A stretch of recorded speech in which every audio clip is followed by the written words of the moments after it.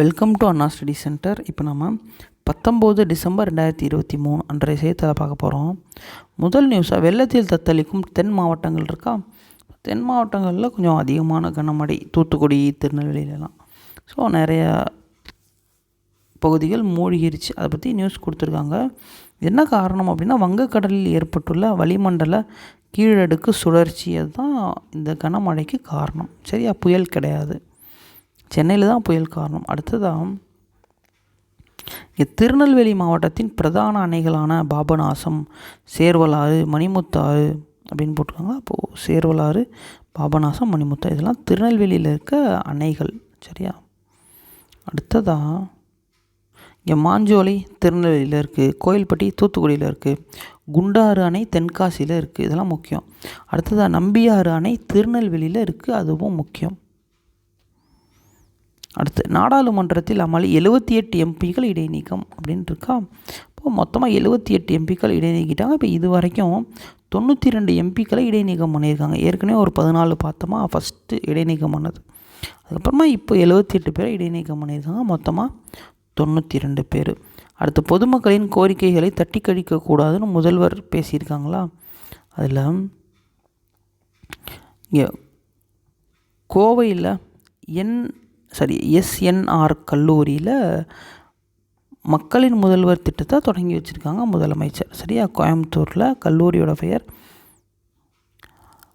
SNR கல்லூரியில் மக்களுடன் முதல்வர் திட்டத்தை தொடங்கி வச்சுருக்காங்க.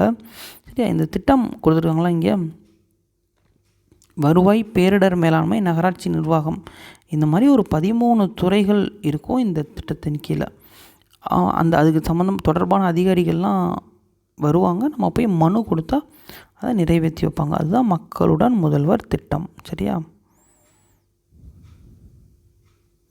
இதில் கோவையில் செம்மொழி பூங்கா இருக்கா. அப்போ செம்மொழி பூங்கா எங்கே அமைக்க போகிறாங்கன்னா கோவையில். அடுத்து முதல்வர் முகவரி திட்ட சிறப்பு அலுவலர் யார் அப்படின்னா ஷில்பா பிரபாகர் சதீஷ் அவர்கள். அது பார்த்துக்கோங்க. அடுத்து மணிமுத்தாறு அணை நீர்மட்டம் இருக்கா. மணிமுத்தாறு அணை எங்கே இருக்குன்னா திருநெல்வேலி மாவட்டத்தில் தான் இருக்குது. அது குமரியில் குளங்கள் உடைந்து வெள்ளப்பெருக்கு இருக்கா. பேச்சிப்பாறை, பெருஞ்சாணி அணை, சிற்றாறு அணை, இது 3 அணை. பேச்சிப்பாறை அணை, பெருஞ்சாணி அணை, சிற்றாறு அணை 3மே கன்னியாகுமரியில் தான் இருக்குது. சரி, அதெல்லாம் ஜியாகிரஃபி அளவுக்கு வரும் கண்டிப்பாக. அதனால் டேம்லாம் வந்தால் விடாமல் சொல்லிடுவோம். அடுத்ததாக ஆண்டாளின் அறிவியல் பார்வை இருக்கா. இதில் நமக்கு தேவையான நியூஸ் பார்த்தா ஓசோன் படலத்தை கண்டுபிடிச்சவர் யார், அது மட்டும் பார்த்துக்கணும். Charles Fabry, Henri Buisson. Ozone லேயரை கண்டுபிடிச்சவங்க சார்லஸ் பாப்பரி, ஹென்ரி ஃபியூஷன். அது மட்டும் பார்த்துக்கோங்க போதும். அடுத்து சர்க்கரை உற்பத்தியில் தன்னிறைவு இருக்கா. இதில் கொஞ்சம் முக்கியம் பார்த்துக்கோங்க. உலகில் சர்க்கரை உற்பத்தியில் இந்தியா 2வது இடத்துல இருக்குது. அப்போ முதல் இடத்துல எந்த நாடு அப்படின்னா உலகின் சர்க்கரை கிண்ணம் என அழைக்கப்படும் கியூபா தான் இருக்குது. சரியா.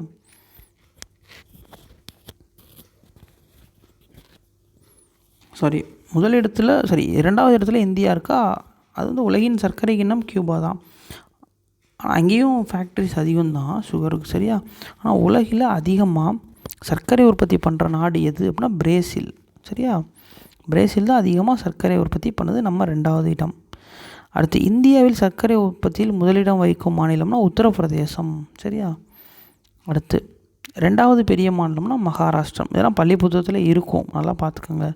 அடுத்து இந்திய அளவில் கரும்பு உற்பத்தியில் தமிழ்நாடு 4வது இடத்துல இருக்குது. கரும்பு உற்பத்தியில் தமிழ்நாடு எத்தனாவது இடமா 4வது இடத்துல இருக்குது. தமிழ்நாட்டில் கரும்பு சாகுபடியில் முதலிடத்தில் உள்ள மாவட்டம் கள்ளக்குறிச்சி மாவட்டம். எல்லாமே பார்த்துக்கோங்க. தமிழ்நாட்டில் மொத்தமாக 36 சுகர் ஃபேக்ட்ரி இருக்குது இப்போதைக்கு. அடுத்ததாக இங்கே இருக்கா இந்த கமிட்டி பேர் ஒன்று இருக்கா, நீதிபதி தக்கர் கமிஷன். எதுக்காக அப்படின்னா இந்திரா காந்தியின் படுகொலை தொடர்பாக விசாரிக்க. நீதிபதி தக்கர் கமிஷன். எல்லா கமிட்டியும் பார்க்கணும், முக்கியம். தக்கர் கமிஷன் எதுக்காகனா இந்திரா காந்தியின் படுகொலை தொடர்பாக விசாரிக்கிறதுக்காக உள்ள கமிட்டி தான் தக்கர் கமிட்டி. அடுத்ததாக 33% இடஒதுக்கீடு மசோதா ஜம்மு காஷ்மீர், புதுச்சேரி பிரதேச பேரவைகளுக்கும் இது வழங்க வழி செய்யும் மசோதாக்களுக்கு மாநிலங்களவை ஒப்புதல் அளிச்சிருக்கு. சும்மா நியூஸ் எழுத வேணாம், பார்த்துக்கோங்க. அடுத்ததாக என்ஐஏ சோதனை இருக்கா. என்ஐஏ 2008ஆம் ஆண்டு சட்டப்படி 2009 கொண்டு வரப்பட்ட அமைப்பு தான் என்ஐஏ, நேஷ்னல் இன்வெஸ்டிகேஷன் ஏஜென்சி. அடுத்ததாக அவசர நிலை ஏற்பட்டால் அரசு கட்டுப்பாட்டில் தொலைத்தொடர்பு சேவைகள் அப்படின்னு ஒரு நியூஸ் இருக்கா. இதில் எல்லோவில் மார்க் பண்ணிட்டு கொஞ்சம் நல்லா பார்த்துக்கோங்க. ஏதாவது ஒரு எமர்ஜென்சி வந்துச்சுன்னா யார்கிட்டையுமே கேட்காம தொலைத்தொடர்பு சேவை டெலிகாம் சர்வீஸை ஃபுல்லாக கவர்மெண்ட் கண்ட்ரோலில் எடுத்துரும். அது மாதிரி ஒரு பில்லு கொண்டுட்டு வந்திருக்காங்க. அதை பற்றி தான் ஒரு நியூஸ் போட்டிருக்காங்க. சரியா, அந்த பில் மக்களவையில் தாக்கல் அப்படின்னு ஒரு நியூஸ். சரியா, அது அந்த பில்லோட சாராம்சம் இது தான், நான் சொன்னது தான். மற்றதெல்லாம் உள்ளே ரீட் பண்ணி பார்த்துக்கிறீங்களா? அதே தான் இருக்கும். மறுபடியும் ஸ்லோவாக தான் வச்சுருக்கேன், ரீட் பண்ணி பார்த்துக்கோங்க. சரியா, அடுத்தது இங்கே இது மட்டும் கொஞ்சம் முக்கியம் பார்த்துக்கோங்க. இந்த மசோதா நிதி மசோதாவாக கொண்டு வரப்பட்டிருக்கு. ஸோ மாநிலங்களவையில் ஒப்புதல் தேவையில்லை அப்படின்ட்டுருக்கா, அது முக்கியம். நிதி மசோதா கொண்டு வரதுக்கு மாநிலங்களவையில் ஒப்புதல் தேவையில்லை. அடுத்து தன்மறைப்புக்கு இங்கிலீஷில் ப்ரைவசி, அது மட்டும் போதும். சரியா, தன்மறைப்புனா என்ன இங்கிலீஷில் ப்ரைவசி. அடுத்ததாக தபால் அலுவலக மசோதா நாடாளுமன்றத்தில் நிறைவேற்றம் அப்படின்ட்டுருக்கா. என்ன அப்படின்னா, இந்த மசோதா படி நாட்டின் பாதுகாப்பு, வெளியுறவு, வெளிநாடுகளோட நட்பு, அவசர நிலை இதெல்லாம் கருத்தில் வச்சுக்கிட்டு ஒரு தபால் நீங்கள் போடுறீங்க அப்படின்னா, ஏதோ ஒரு இஷ்யூ வருது அப்படின்னா அதை இடையிலே வழிமறித்து அது என்ன இருக்குதுன்னு பார்க்க கவர்மெண்ட்டுக்கு உரிமை தருது இந்த மசோதா. சரியா, உரிமை தரும், இல்லைனா நிறுத்தி வைக்கும். இதுக்கு முன்னாடி இப்படி கிடையாது. மசோதா வந்ததுக்கப்புறம் கவர்மெண்ட்டுக்கு அந்த உரிமை வந்துருச்சு. உங்கள் தபாலை ஏதோ ஒரு இஷ்யூ சந்தேகப்பட்டால் கவர்மெண்ட் பார்க்கலாம். அதான் அந்த மசோதாவோட பொருள். சரியா, அடுத்ததான் சென்னை கேண்டிடேட்ஸ் இருக்கா. செஸ் குகேஷ் வெற்றி அப்படின்னு கொடுத்துருக்காங்க. So Gukesh chess Indian player. Arjun Erigaisi பற்றி கொடுத்துருக்காங்க, அவரும் இந்தியன் பிளேயர். ரெண்டுமே முக்கியம். அடிமை மனநிலையிலிருந்து விடுதலை பெற்றுள்ள இந்தியா அப்படின்ட்டுருக்கா. இங்கே மார்க் பண்ணியிருக்குமா, வாரணாசியில் ஸ்வர்வேத் மகா மந்திர் அப்படின்னு தியான மண்டபம் ஒன்று ஸ்டார்ட் பண்ணியிருக்காங்க. இங்கே வாரணாசியில். இந்த மண்டபத்தோட சிறப்பு என்ன அப்படின்னா, உலகத்திலே இதுதான் பெருசு. சரியா, உலகிலேயே பெரிய தியான மண்டபம் இதுதான். ஸ்வர்வேத் மகா மந்திர் அப்படிங்கிறது தான் உலகிலேயே பெரிய தியான மண்டபம். சரியா, இது எங்கே அப்படின்னா உத்தரப்பிரதேசத்தில் ஸ்டார்ட் பண்ணியிருக்காங்க. சரியா,